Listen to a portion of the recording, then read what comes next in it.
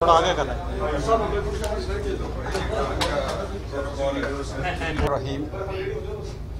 मैं आज आया था अपने नौजवानों का शुक्रिया अदा करने कि उन्होंने हस्बे वादा 1 लाख लोगों की लिस्टें मुझे दे दी हैं और मैंने second line third line leadership का आज फैसला कर लिया कि कौन सेकंड लाइन कमांड करेगा यूथ को और थर्ड लाइन कैसे ये जो कारवान मोहब्बत चल रहा है पाकिस्तान को बचाने के लिए एक लॉन्ग मार्च हो रहा है, आइन को बचाने के लिए, अदालतों को बचाने के लिए, निज़ाम को बचाने के लिए, अमरीत से नजात के लिए जो एक कारवान चाह रहा है 26 तारीख को, उसकी हिकमत अमली मैंने यूथ के साथ तय कर ली है।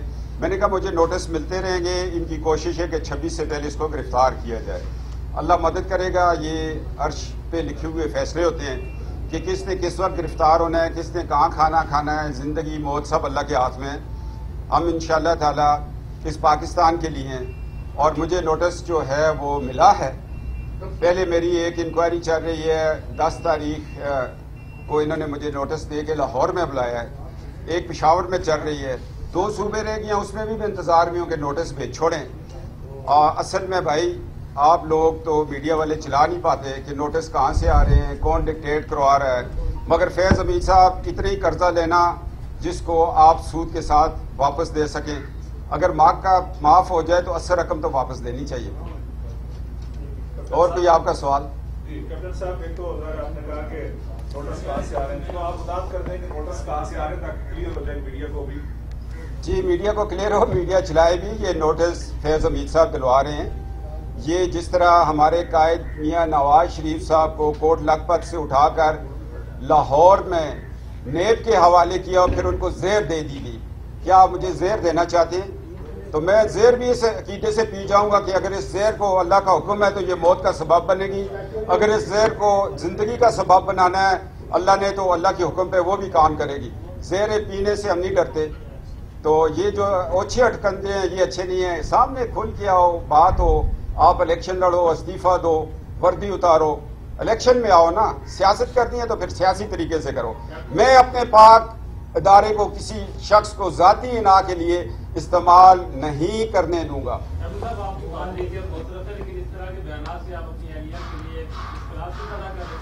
जी, मेरी एहलिया भी पाकिस्तान के लिए निकली हुई है, तो पाकिस्तान के लिए तो कायदे आज़म मोहम्मद अली जिन्नाह एम्बुलेंस में मर गए, जुल्फ़िकार अली भुट्टो तख्तादार पे चढ़ गए, बेनज़ीर साहबा शहीद कर दी गई और सरवर्दी का पता ही नहीं है, ख्वाजा नाज़मुद्दीन कहाँ है, मोहम्मद खान जुनेजो के साथ क्या हुआ। ये तो एक बहुत बड़ी तारीख है जिसको बयान करने के लिए मीडिया अगर मुझे किसी प्रोग्राम में 1 to 1 लेके आ जाए, स्क्रीन पे डिस्प्ले ना करे, तो 1 घंटे का टाइम रखे और कोई एंकर ऐसा हो जिसमें सब्र तहम्मुल हो, सुने और चलाए, तो फिर मजा आएगा।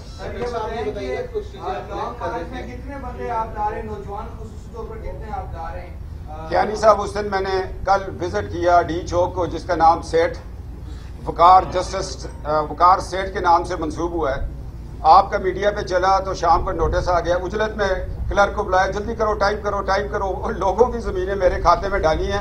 मैं अब उनको ये कहता हूँ जो मेरे खाते में डाली है नोटिस में, वो मुझे दिलवा दे, मैं ऑन करता हूँ, फिर मुकदमा भी फेस करूँ। कुछ चीजें आप कलेक्ट कर रहे थे जस्टिस साहब के खिलाफ, क्या वहाँ तक पहुँची, कब तक आवाम के सामने ला? चेयरमैन नेब के खिलाफ आ रही हैं, दर्जा बदर्जा आ रही हैं और वकला उसको बना रहे हैं।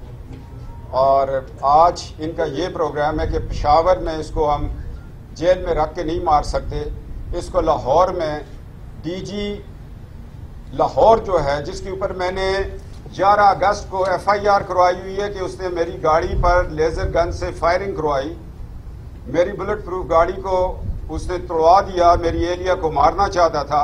वो शख्स मुझे नोटिस कैसे भेज सकते हैं? मुल्क में कानून जिंदा है, अदालतें काम कर रही हैं। और मैं DG नेब लाहौर को बताता हूं कि आज मैंने FIA को तुम्हारे खिलाफ भी एक दरख्वास्त दी है कि तुम्हारे पास एक तो जेली डिग्री का केस चल रहा है, जो तुमने अजीज़ो अकारब के नाम पे जायदादें बनाई हैं, DG नेब लाहौर, उसका तुम्हें भी जवाब देना पड़ेगा।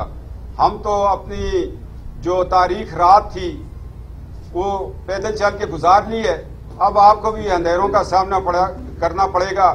DG नेब, ये मत सोचो कि तुम्हारे पीछे कोई कुव्वत खड़ी है जो तुम्हें बचा लेगी। अल्लाह के अजाब से कोई क़ुव्वत दुनिया में नहीं बचा सकती। और तुम मुझे नोटिस नहीं भेज सकते इसलिए कि मैंने तुम्हारे खिलाफ FIA को दरख्वास्त दी है करप्शन पर, जेली डिग्री पर, और तुम्हारे खिलाफ मैंने अगस्त 2000 में एक FIR चूंक थाने में दी हुई है कि ये शख्स कातिल है। इसने नवाज शरीफ साहब को भी अपनी तहवील में लेकर जेर दी और हमें मरवाना चाहता था। ये अदालत फैसला करेगी। चेयरमैन नेब मेरे खिलाफ कोई वारंट नहीं निकाल सकता, और DG नेब लाहौर चूंकि मेरे साथ मुकदमे में शरीक है, तो ये शराकत में फिर इस तरह की बातें नहीं होती। या तो DG नेब लाहौर नया लेके आए, इसके ऊपर इंक्वायरियां चलाएं। वो जो 22A-22B की एक अदालत ने कार्रवाई की हुई है कि सफदर का मौक़िफ़ भी सुना जाए, इस पर भी फायरिंग हुई है। तुम तो एक FIR में मेरे साथ पार्टी हो, तो मुझे नोटिस कैसे दे सकते हो? पुराई ज़मीनों का मुझे नोटिस दे सकते हो, कैसे बुला सकते हो? पहले ये चीज़ें लाहौर हाई कोर्ट में तय होंगी, तो फिर उसके बाद काम चलेगा। 26 तारीख तक आपका प्रोग्राम है कि यूथ के लीडरशिप को गिरफ्तार कर लेंगे। ये यूथ अल्लाह के फजलो करम से गिरफ्तार होने वाली नहीं, अब तुम्हारी गिरफ्तारियों का वक्त आ गया है।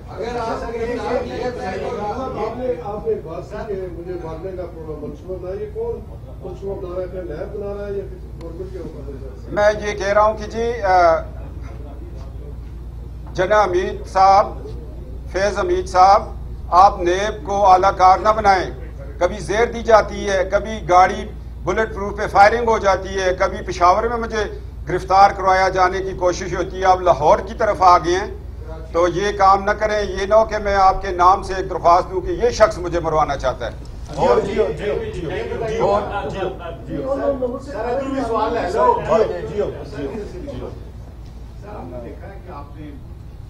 इससे पहले भी नैब ने जब आपको एक्यूज किया तो आपने बड़ी मर्दानावार गिरफ्तारी दी थी, रैली के साथ गए थे, और आपकी बातों से तंग भी होते हैं वो लोग जिनके नाम दूसरे लोग नहीं लेते, वो आप लेते हैं, मीडिया पे बात करते हैं, सोशल मीडिया पे बात करते हैं।